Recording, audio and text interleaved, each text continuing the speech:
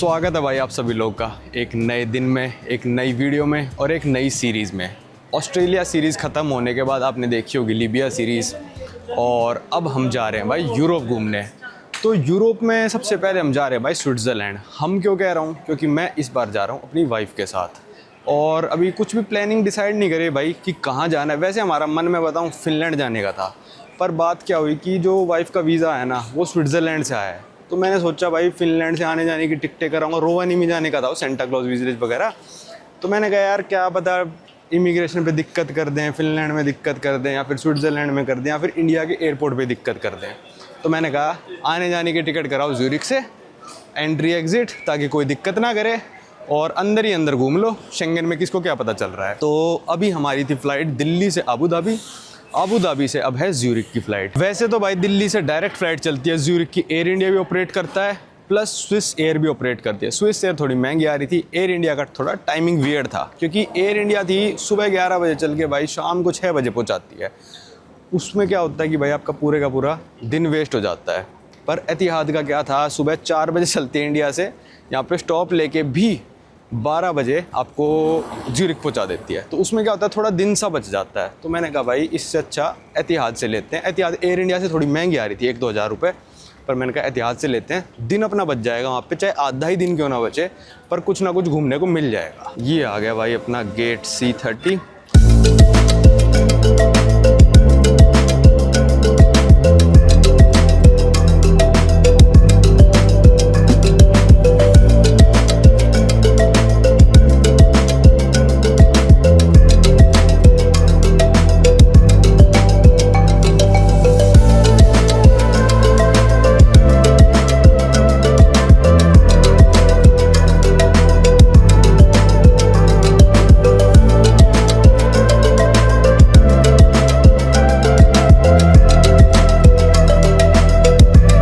7 घंटे लंबी फ़्लाइट के बाद फाइनली पहुंच गए हैं भाई ज़्यूरिख। और छोटा प्लेन और लंबी फ़्लाइट होना तो मज़ा नहीं आता। तो अब चलते हैं इमिग्रेशन पे, बाहर निकल के आपको बताता हूँ और सब कैसा एक्सपीरियंस रहा एतिहाद के साथ। भाई ज़्यूरिख में लैंड हुआ हूँ चौथी बार। पहली बार जो सबसे पहले यूरोप आया था मैं, शेंगन एरिया, वो ज़्यूरिख आया था। फिर उसके बाद आया था भाई स्काई डाइविंग करने जब आया था, फिर ग्रुप टूर लेके आया था, फिर एक बार और आया था यार याद नहीं आ रहा, ग्रुप टूर भी ज़्यूरिख लेके आया था मैं लोगों को। तो ज़्यूरिख भाई मतलब स्विट्ज़रलैंड का सबसे बड़ा एयरपोर्ट है। वैसे जेनीवा भी एयरपोर्ट है, पर ज़्यूरिख ज़्यादा फ़्लाइट्स ऑपरेट करती हैं। और इस फ़्लाइट का देखो फ़ायदा ये रह गया एयर इंडिया के ऊपर कि इसकी टाइमिंग सही है। 1 बजे लैंड हो गए, आधे से पौने घंटे में हम पहुंच जाएंगे अपने होटल। बैग वैग रख के अपना 3-4 घंटे घूम सकते हैं। पर अगर एयर इंडिया लेके आते वो शाम को 6 बजे लैंड करती, डायरेक्ट तो आ जाती, थोड़ी सस्ती भी आ जाती, पर उसका फ़ायदा ही नहीं था। पूरे का पूरा दिन वेस्ट हो जाता। एक तरह से आप होटल के पैसे दोगे सिर्फ रुकने के, आज थोड़ा तो फ़ायदा होएगा ही। आ जाओ यहाँ से चलते हैं।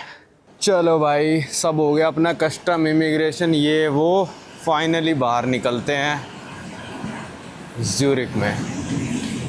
अब यहाँ से जो हमारा होटल है वो है इबिस बजट ज़्यूरिख वेस्ट करके। सिटी सेंटर में नहीं है, सिटी सेंटर में बहुत महंगे होटल आ रहे थे भाई, 25-25, 30-30 हज़ार के। तो सिटी सेंटर से 2 स्टेशन दूर मैंने होटल ले लिया। यहाँ से डायरेक्ट ट्रेन जाती है और वो पहुँचा देगी लगभग ये मान लो 10 मिनट में। फिर 5-7 मिनट की वॉकिंग है, और उसके बाद सिटी सेंटर हम घूमने जाएंगे। चलो देखते हैं कितना क्या महंगा हो चुका भाई अब ज़्यूरिख। देखते हैं भाई, स्विस फ्रैंक 110 रुपये का हो रखा है। तो ट्रेन की हमको 2 स्टेशन जाना है, बस 2 स्टेशन की टिकट कितने की पड़ती है ये देखने वाली बात होगी। ये रही भाई टिकट की मशीन, देखते हैं कहाँ जाना है। यहाँ पे स्टेशन टाइप करना पड़ेगा, देखता हूँ कौन सा है। हमको जाना है सिर्फ 9 मिनट के ट्रेन के सफ़र के 3.60 पर पर्सन, मतलब 7, वो भी सेकंड क्लास के। फर्स्ट का करूँगा तो 11 हो जाएगा, सेकंड नहीं, सिंगल टिकट 7 की कैसे हो गई है अब।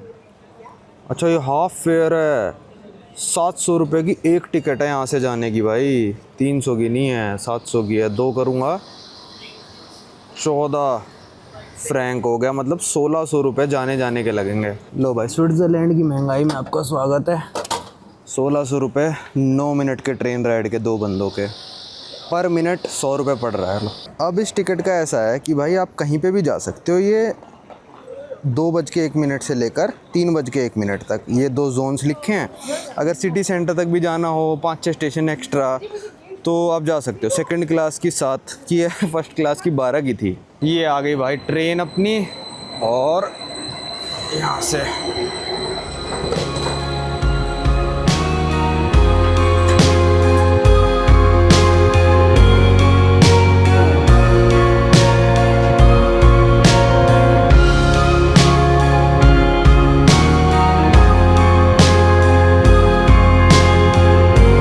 मात्र 9 मिनट की राइड के बाद हम पहुंच गए अपने स्टेशन पे। निकल गए भाई ट्रेन स्टेशन के बाहर, और ये देखो ये नज़ारा। चलते हैं यहाँ से, वॉकिंग पे होटल है। थोड़ा ज्यूरिख मेन सिटी से बाहर रुके हैं, जैसे मैंने बताया 10 मिनट बाहर। भाई स्विट्ज़रलैंड वगैरह में एक दिक्कत और है कि यहाँ पे जो चेक इन का टाइम है ना, किसी किसी होटल का 3 बजे होगा, किसी किसी का 4 बजे, और किसी किसी का 5 बजे भी मिल जाता है। शाम को 5 बजे चेक इन करो और सुबह आपको 9-10 बजे निकाल देंगे। तो ये वाले का हमारा 3 बजे है, तो अभी बज रहे हैं 2:10। मेरे को लग रहा है जाते ही चेक इन दे ही देंगे, बैग डालेंगे और ट्रैम पकड़ के चलेंगे मेन सिटी सेंटर की तरफ। देखते हैं, लेक वाली जो बोट है वो चल रही होगी तो बेस्ट हो जाएगा, बोट टूर ले लेंगे। क्योंकि मैंने जब ग्रुप के साथ करा था वो वाला बोट टूर, जब मैं ग्रुप टूर लेके आया था यूरोप का ना, तो सबको मज़ा आया था। तो दोबारा कर लेंगे, शायद आपको मैंने दिखाया भी नहीं है क्योंकि ग्रुप टूर की वीडियोस बनाई नहीं थी। सही है, अपना दोपहर में पहुंच गए, रेस्ट भी हो जाएगा। कल हमको यहाँ से निकलना भी है, क्योंकि स्विट्ज़रलैंड से हम कल निकल जाएंगे, क्योंकि बर्फ़ देखनी थी हमको मेन ना, और ज़्यादा बर्फ़ मिलती है भाई फिनलैंड साइड, सारा मतलब जो भी वो है स्कैंडिनेविया। तो हमको नॉर्थ की तरफ जर्नी स्टार्ट करनी है कल से। पहले हम जाएंगे जर्मनी, फिर वहाँ से डेनमार्क, फिर स्वीडन, फिर फिनलैंड, और फिर एग्ज़िट की फ़्लाइट 10 दिन बाद ज्यूरिख से ही है। देखते हैं कैसा क्या रहेगा। कुछ भी इतना ख़ास मैंने बुक भी नहीं कर रखा, 1-2 चीज़ों के अलावा और कुछ बुक नहीं कर रखा। चलते चलते ही बुक करेंगे रास्ते में ही, मतलब अपने सफ़र में।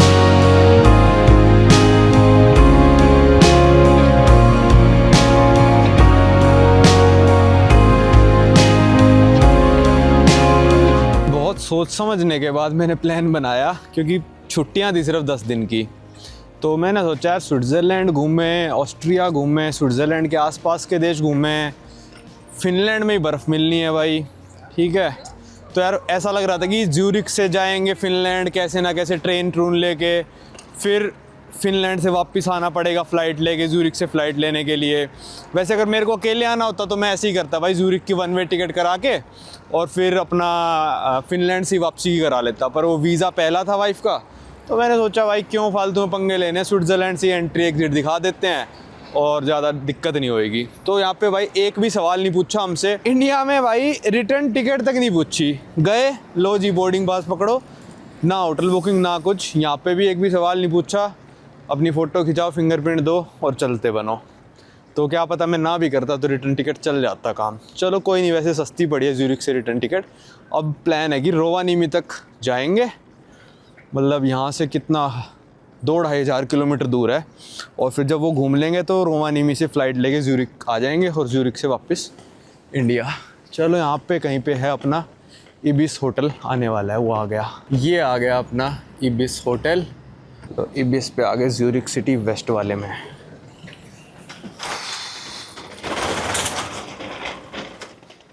भाई यहाँ पे चेक इन के लिए गए, कहते हैं आपके नाम से है, मैंने कहा हाँ।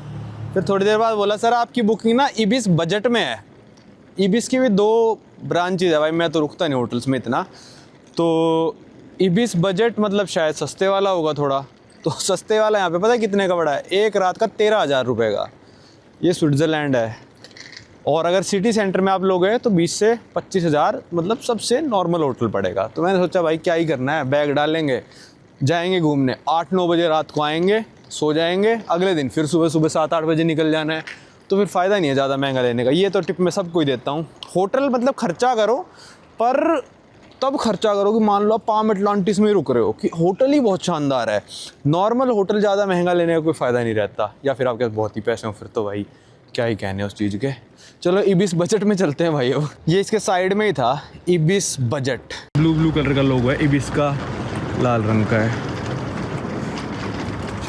लो भाई, चेक इन कर दिया। और अगर आप गूगल पे सर्च करोगे ना इस होटल को, इबिस बजट ज्यूरिक वेस्ट, तो पता है क्या लिखा आएगा? 1 स्टार होटल है।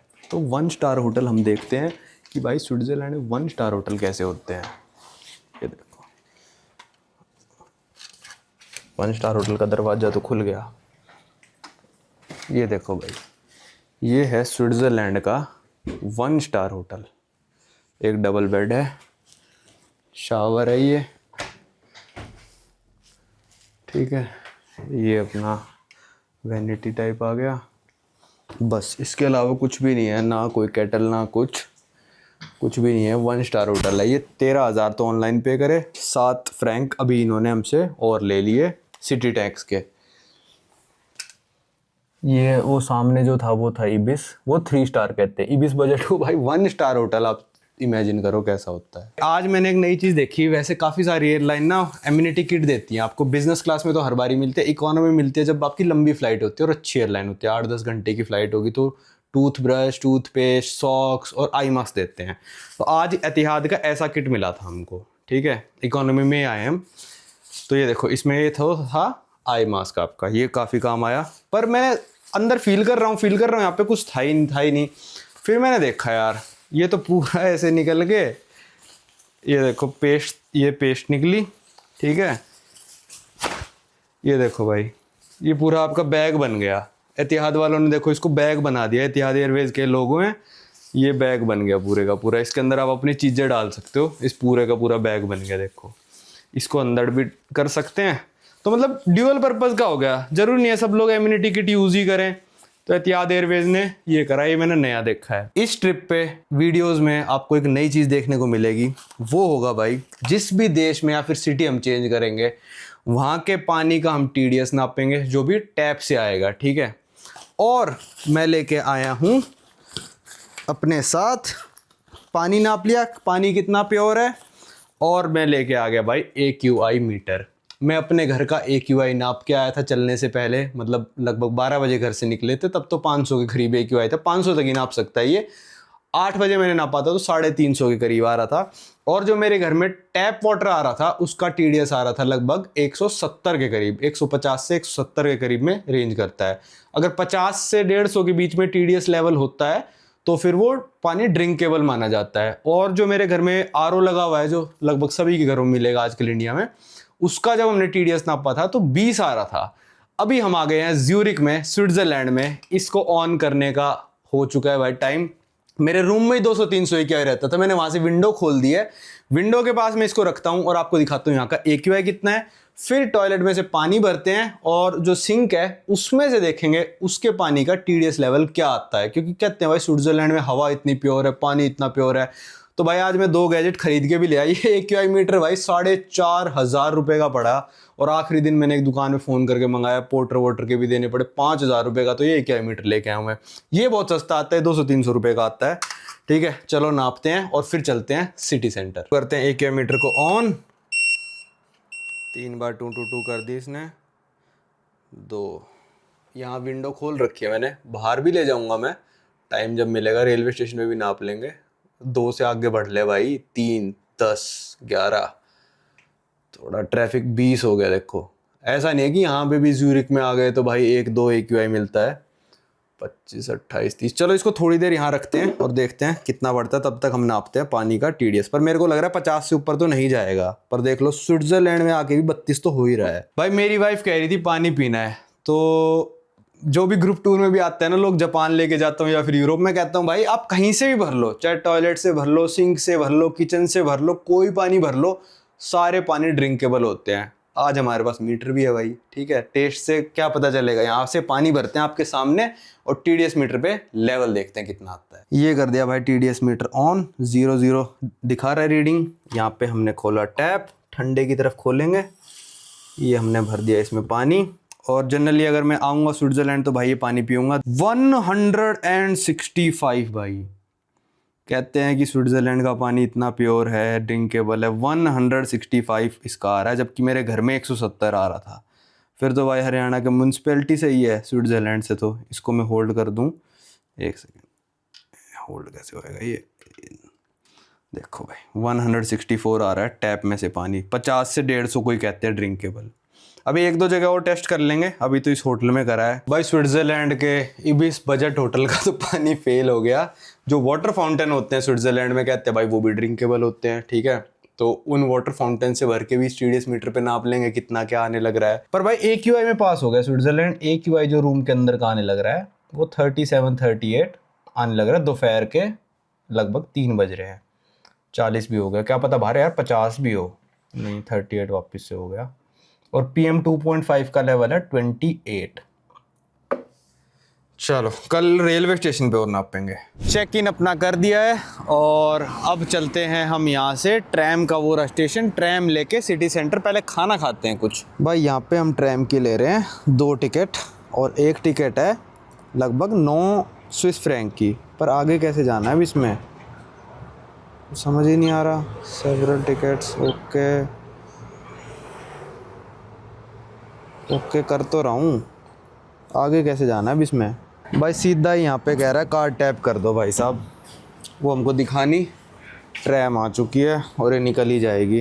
रिसिप्ट चाहिए 9। निकल गई यार ट्रैम ये वाली, तो कल तक वैलिड है अभी ये। अगर सिंगल टिकट की बात करें तो 4 फ्रैंक 70 सेंट्स की है। फ्रैंक चलती है यहाँ पे, स्विस फ्रैंक है लगभग, शायद आज का रेट 112 के करीब है। तो 2 बार अभी हम जाएंगे भी, शाम को आना भी है और कल फिर ट्रेन स्टेशन जाना है, तो 3 बार टिकट लेनी पड़ती। तो अभी 24 आवर्स वाली ले ली, ये बेस्ट है। भाई ये मिली है ट्रैम में सबसे बेस्ट सीट, यहाँ से पूरा नज़ारा मिलता है ट्रैम का।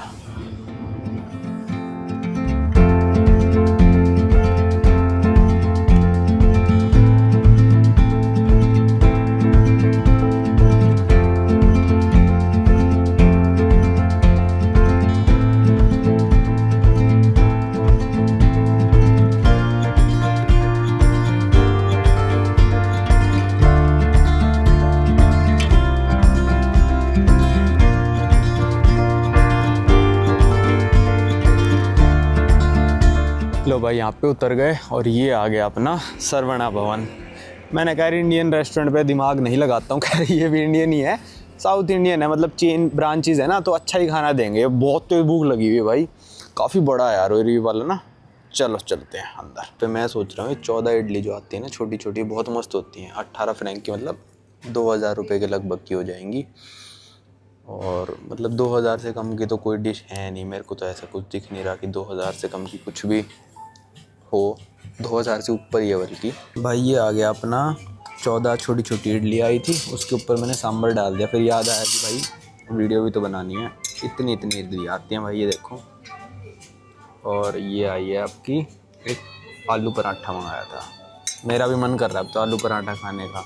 खाना खा लिया, 24.5 फ्रैंक्स बिल आया और अब हम जा रहे हैं सिटी सेंटर की तरफ, जो यहाँ पे सबसे फेमस स्ट्रीट है। सारा शॉपिंग वॉपिंग का, मतलब महंगी शॉपिंग, जो कि हम शायद ही किसी शोरूम में से कुछ एक नॉर्मल हम जैसा बंदा खरीदने की सोचे। हाँ ज़िंदगी में एक बार खरीद सकते हैं, पर देखने में ही मज़ा आता है। वहाँ से वॉक करते हुए जाएंगे लेक तक और शायद तब तक सनसेट हो जाएगा, फिर रात का नज़ारा लेते हुए वापस आ जाएंगे। भाई जैसे मेरी वाइफ पहली बार आई है ना यूरोप, तो वो जो ऑब्ज़र्व कर रहे हो मैं आपको बताता रहूँगा। जैसे वो कह रहे हैं कि अभी मेरे को यही नहीं पता चल रहा भाई रोड कौन सी है, ट्रेन स्टेशन कौन सा है, क्योंकि देखो हमारे साइड में चलने लग रही है पटरी। अब चाहे तो रोड से यहाँ से गाड़ी यहाँ पे भी चला सकते हो आप, मतलब कोई चलाता नहीं है, ऑब्वियसली बात है भाई, उस पर पता नहीं कितना फ़ाइन होएगा। पर यही नहीं पता चल रहा, वो रोड है, बीच में ट्रैम चल रही है, फिर रोड आ गई और इस तरफ ये ट्रेन आ गई।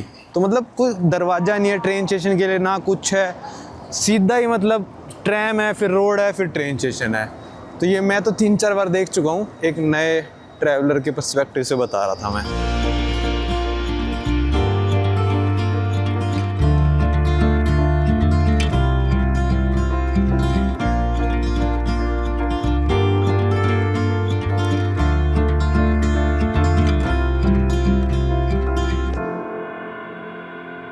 ये हम पहुंच गए ज्यूरिख के सिटी सेंटर, जो सबसे मेन स्ट्रीट है, उस पे हम जा रहे हैं अभी।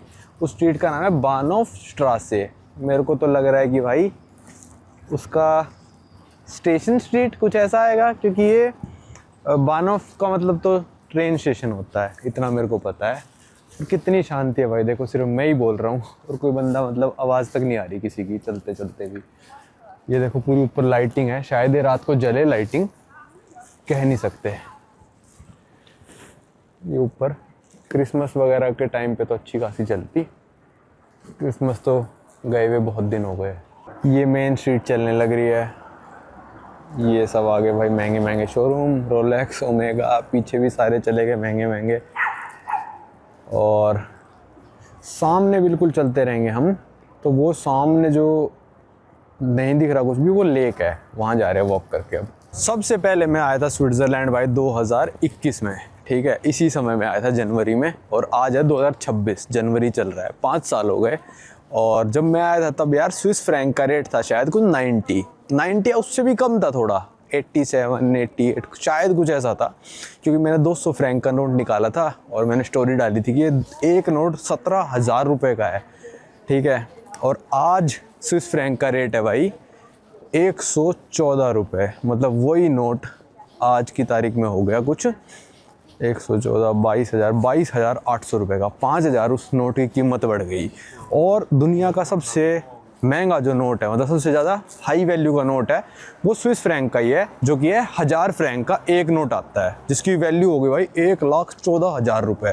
रेस्टोरेंट्स वगैरह वो एक्सेप्ट नहीं करते, बड़ी पेमेंट करोगे आप कर सकते हो पेमेंट, पर जनरली बैंक यूज़ करते हैं। पर हाँ, आपको चलन में भी मिल सकता है, ऐसा नहीं है।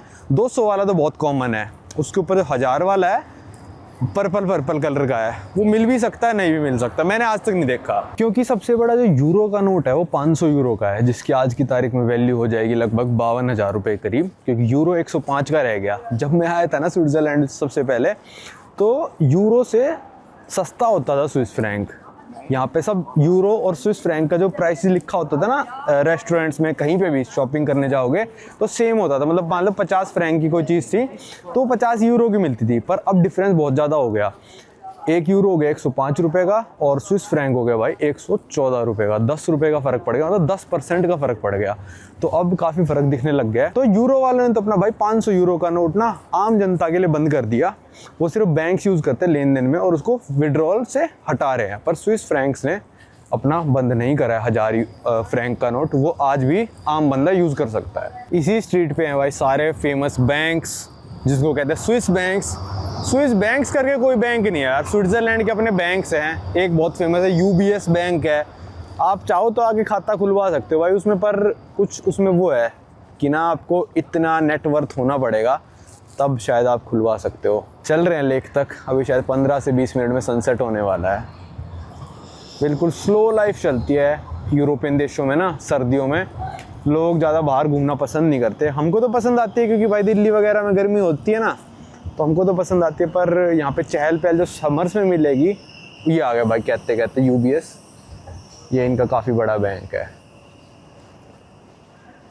ये हम आ गए लेक फ्रंट पे और ये है बर्कली प्लैट्स। यहाँ से आपको मिल जाएंगी जो ये फेरीज टूर कराती हैं। पिछली बार जब मैं ग्रुप टूर लाया था 1.5 घंटे वाला गया था, काफ़ी अच्छा था। और इसका प्राइस 9.4 यूरो है बस, ये फ्रैंक्स, तो काफ़ी सस्ता भी है, मतलब इतना महंगा नहीं है 9 यूरो के हिसाब से ना। 1000 रुपये में आपको बढ़िया घुमा के लाएगी। पर अब सर्दियाँ हो चुकी, सनसेट होने वाला है, तो फेरीज नहीं चल रही हैं अभी। आज तो भाई बादलों का मौसम है, तो दूर का ना दिख नहीं रहा है यहाँ से, वरना पूरा दूर तक दिखता है, क्योंकि अगले 3-4 दिनों में यहाँ पे भी स्नोफॉल प्रिडिक्टेड है। सनसेट का माहौल देख लो भाई कैसा क्या है, कितना शांति वाला है। बत्तख आराम से 0 डिग्री में कैसे तैरते हुए आने लग रही है, देखना।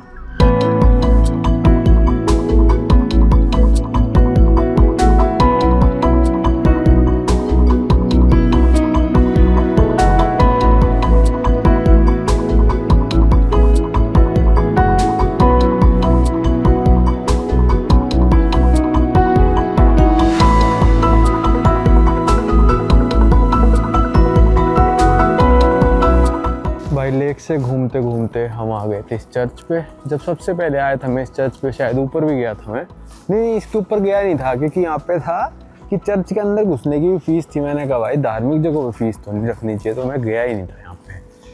तो अब हम आए इस पे, ये सर्च किया है कुछ जैकपॉट हॉट चॉकलेट के लिए। यहाँ बैठ के हॉट चॉकलेट थोड़ी देर पीते हैं, तब तक रात हो जाएगी, स्ट्रीट लाइट जल गई तो ठीक है, वरना फिर अपने वापस चलेंगे होटल। ठंड हो रही है, -1 डिग्री हो गया अब टेम्परेचर।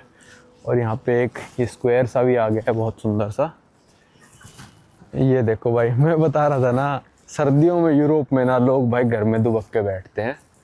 टाइम देख लो आप, इसकी घड़ी सही चल रही है, 5:05 हुए हैं और सब खाली।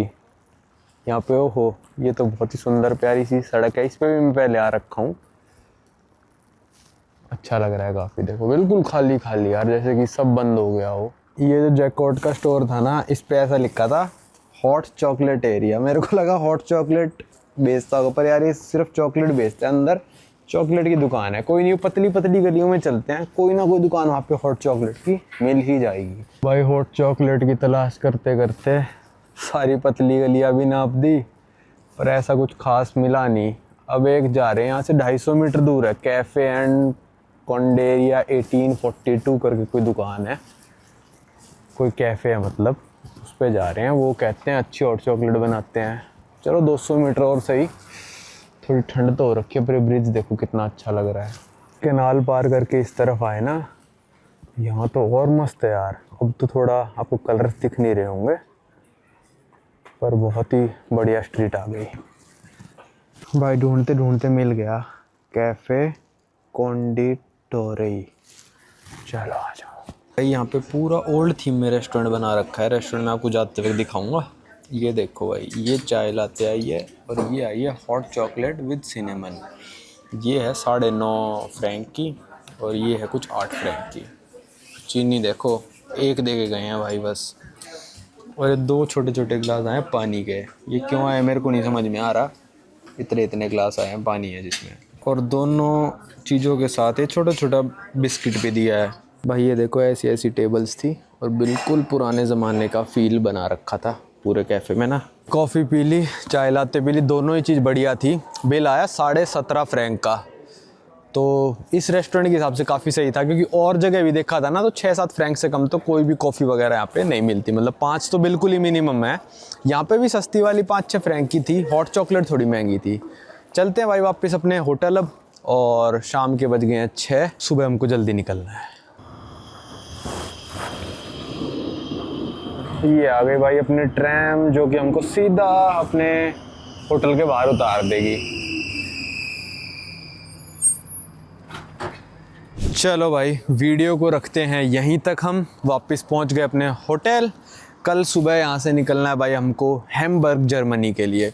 पर जर्मन ट्रेन्स बहुत ही ज़्यादा बदनाम है भाई, कैंसिल होने के लिए, लेट होने के लिए। कई बार ऐसा होता है कि 8:30 वाली आपको ट्रेन लेनी होगी, पर वो 8:30 वाली तो आएगी 11:30 बजे, आप 9:30 वाली लेके जल्दी पहुंच जाओगे। ऐसा कई बार हुआ है, पिछली बार भी जर्मनी आया था तब हुआ था।